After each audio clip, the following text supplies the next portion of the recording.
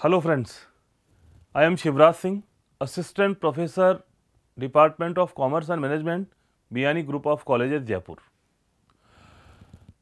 दोस्तों, आज का हमारा सब्जेक्ट है stock levels under material control. जैसा कि हम सब जानते हैं कि जब भी हमें किसी भी सर्विस और प्रोडक्ट की कॉस्ट कैलकुलेट करनी है तो उसके 3 मेन एलिमेंट्स होते हैं, कॉस्ट एलिमेंट्स होते हैं, मटेरियल, लेबर और एक्सपेंसेस।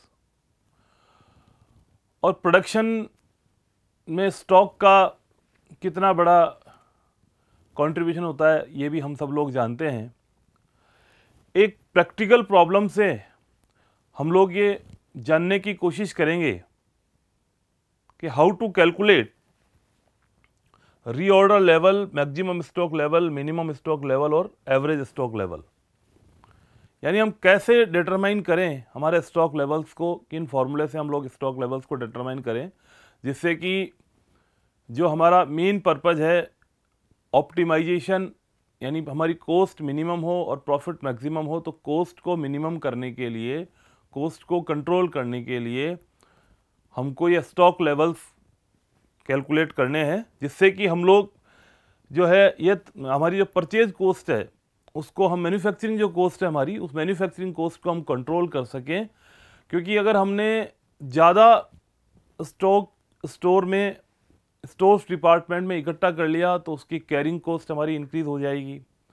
और मान लीजिए अगर हमने हमारा ऑर्डर किस लेवल पर देना है वही अगर हमने तय नहीं कर रखा है तो हमारा प्रोडक्शन जो है बीच में ही रुक जाएगा। या कहीं ऐसा नहीं होना चाहिए कि हमारे पास स्टोर्स डिपार्टमेंट के अंदर हमारा रॉ मटेरियल बिल्कुल ख़त्म ही हो जावे।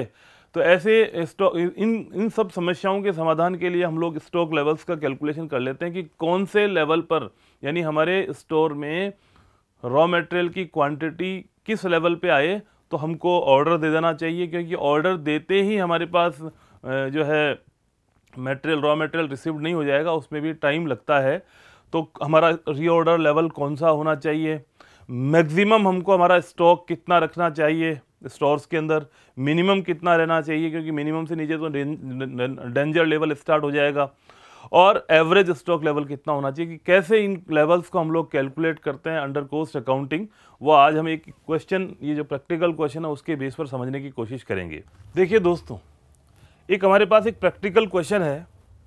इन a factory component a is used weekly as follows. एक कंपोनेंट ए है जिसको हम हमारे प्रोडक्शन में यूज़ लेते हैं और उसके लिए हमको यह इन्फॉर्मेशन दी हुई है इस क्वेश्चन में कि हमारा जो नॉर्मल यूजेज है वो 150 यूनिट है, यानी एवरेज हमारा जो यूजेज है वो 150 यूनिट रहता है एक वीक में।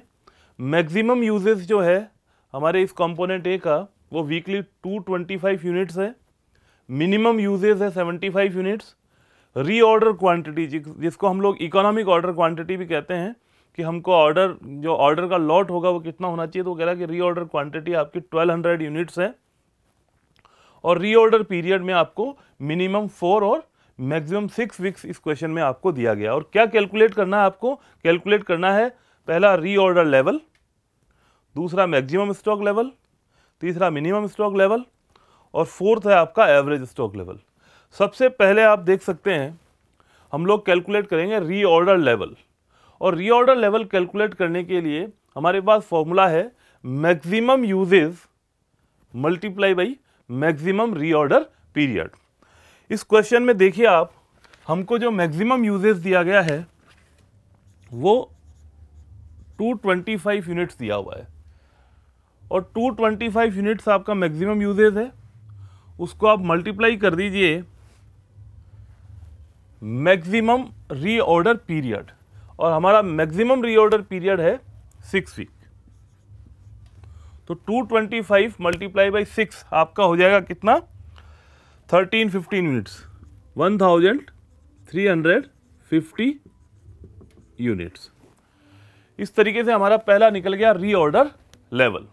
अब सेकंड कैलकुलेशन हमारा जो हमको इस प्रश्न में पूछा गया है, इस क्वेश्चन में पूछा गया है मैक्सिमम स्टॉक लेवल कैसे कैलकुलेट किया जाए। तो सबसे पहले मैक्सिमम स्टॉक लेवल को कैलकुलेट करने के फॉर्मूले को देख लेते हैं। मैक्सिमम स्टॉक लेवल अगर आपको कैलकुलेट करना है तो फॉर्मूला हमारा है reorder level plus reorder quantity, यानी रीऑर्डर लेवल और रीऑर्डर क्वांटिटी को आप प्लस कर दीजिए और उसमें से क्या माइनस करना है आपको, मिनिमम यूजेज रेट जो कंजम्पशन रेट है उसको मल्टीप्लाई कर लीजिए मिनिमम रीऑर्डर पीरियड से। अब हमारे क्वेश्चन में हम लोग देखते हैं जो इंफॉर्मेशन हमको दी गई है इस क्वेश्चन के अंदर, रीऑर्डर लेवल अभी अभी हमने कैलकुलेट किया है फर्स्ट वाले पॉइंट में जो हमारा है 1350। तो रीऑर्डर लेवल है 1350 units plus reorder quantity question में गिवन है 1200 units minus minimum usage rate, minimum usage आपको दिया हुआ है कितना 75 यूनिट्स और multiply by minimum reorder period. तो मिनिमम रीऑर्डर पीरियड आपको दे रखा 4 वीक्स। इस तरीके से आपका हो गया ये 2250 यूनिट्स, तो आपका हो गया 3 और 2 5 1 और 2 2250 यूनिट्स माइनस 75 मल्टीप्लाई बाई 4, यानी आपका ये हो गया कितना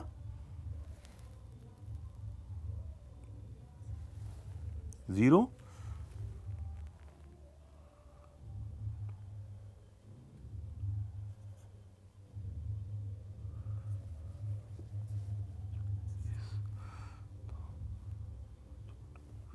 300 और ये हो गया कितना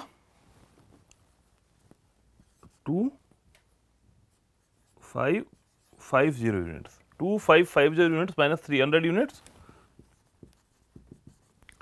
तो ये हो गया आपका 2250 यूनिट्स।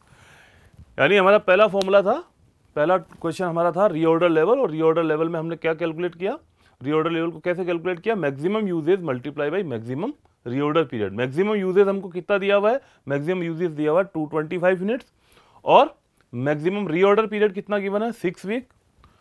मैक्सिमम यूजेज को मैक्सिमम रीऑर्डर पीरियड से मल्टीप्लाई किया तो आपका निकल के आ गया रीऑर्डर लेवल। जब हम लोग कैलकुलेट करते हैं किसी भी ऑर्गेनाइजेशन के स्टोर्स डिपार्टमेंट का स्टॉक लेवल, तो मैक्सिमम स्टॉक लेवल कैलकुलेट करने का फॉर्मूला है कि reorder level plus reorder quantity को प्लस कर लीजिए, उसमें से मिनिमम यूजेज रेट को मिनिमम रीऑर्डर पीरियड जो आपको दिया हुआ उससे मल्टीप्लाई करके reorder level plus reorder quantity को ऐड करने पे हमारे पास 2550 यूनिट्स आया और ये आया 300 यूनिट्स। तो इस तरीके से 2250 यूनिट्स यानी 2250 यूनिट आपका वो लेवल है जो आपका मैक्सिमम स्टॉक लेवल है, और आपको स्टॉक का जो ऑर्डर देना है रीऑर्डर लेवल जो आपका है वो है 1350 यूनिट्स। दोस्तों रीऑर्डर स्टॉक लेवल और मैक्सिमम स्टॉक लेवल कैलकुलेट करने के बाद हमको कैलकुलेट करना है minimum stock level. Minimum stock level का फॉर्मूला है reorder level minus normal usage multiply by normal reorder period. Reorder level जैसा कि क्वेश्चन में हमने कैलकुलेट कर रखा है 1350 यूनिट्स आपका रीऑर्डर लेवल है। नॉर्मल यूजेज क्वेश्चन में दिया हुआ 150 यूनिट्स और नॉर्मल रीऑर्डर पीरियड, तो आपका रीऑर्डर पीरियड दे रखा था 4 to 6 वीक। तो नॉर्मल यानी नॉर्मल को हम लोग एवरेज बोलते हैं, तो 4 और 6 डिवाइड बाई 2 तो ये हो गया 5 वीक्स। तो आपका जो नॉर्मल रीऑर्डर पीरियड है वो है 5 वीक्स। इस तरीके से 1350 माइनस 750 तो आपका 600 यूनिट्स ऐसी है जिसको आपको अपने स्टॉक में मिनिमम स्टॉक लेवल जो आपका है वो इस क्वेश्चन में 600 यूनिट्स है। तो मैक्सिमम स्टॉक लेवल हमने पढ़ा 2250, मिनिमम स्टॉक लेवल हो गया 600 यूनिट्स, रीऑर्डर लेवल है 1350 यूनिट्स, और एवरेज स्टॉक लेवल जो है उसका फॉर्मूला होता है maximum stock level plus minimum stock level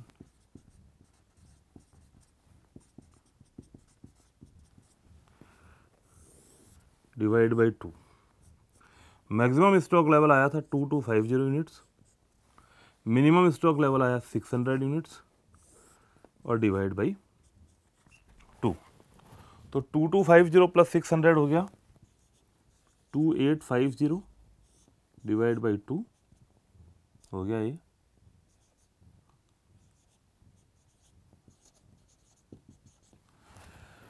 1425 units. और इस तरीके से हम लोगों ने, तो दोस्तों ये हो गया 1425 यूनिट्स, 1425 यूनिट।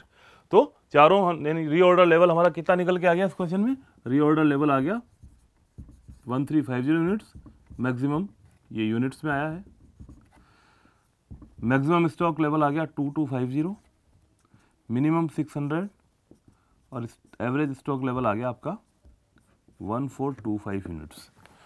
तो इस तरीके से हमने चारों स्टॉक लेवल्स कैलकुलेट किए हैं।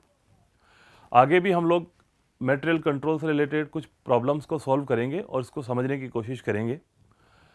gurukpo.com पे और भी ऐसे वीडियोस देखने के लिए आप इसे लाइक कीजिए, शेयर कीजिए और सब्सक्राइब कीजिए, जिससे आपको ज़्यादा से ज़्यादा अच्छे वीडियोस आपको देखने से मिल सकें और आपकी जो भी प्रॉब्लम्स आ रही है उसको आप आसानी से सॉल्व कर सकें। Thank you.